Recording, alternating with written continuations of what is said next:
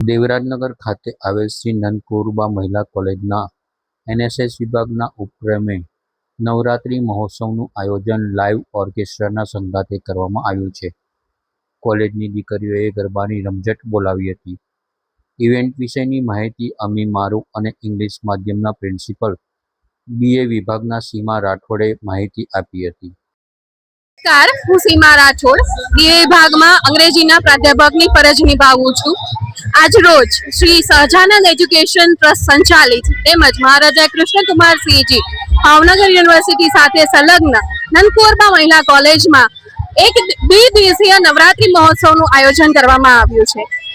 આ નવરાત્રીનું આયોજન એટલા માટે કરવામાં આવ્યું છે કે આજના સમયમાં, આજના આ ફાસ્ટ યુગમાં જ્યારે દીકરીઓ સેફ નથી ત્યારે કોલેજ તરફથી એવી વ્યવસ્થા કરવામાં આવી છે કે દીકરીઓ અહીંયા જ તે કોલેજમાં જ 2 દિવસ પોતાની રીતે પોતાના મનગમતા કપડામાં માં આદ્યશક્તિની આરાધના કરી શકે તેમજ પોતાનું જીવન માં નવરાત્રીના નવરંગો જે છે એ જીવી શકે. સો એના માટે આજે નવરાત્રીનું આયોજન કરવામાં આવ્યું છે.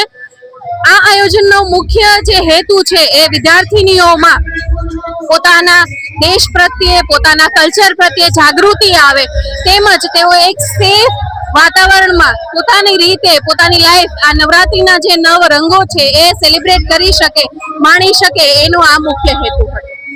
હું અમી મારૂ નંદકુરબા મહિલા કોલેજમાં સ્ટડી કરું છું. અહીંયા તમામ નંદકુરબા મહિલા કોલેજની તમામ વિદ્યાર્થીનીઓએ 2 દિવસ નવરાત્રિના આયોજનમાં ભાગ લીધેલો છે.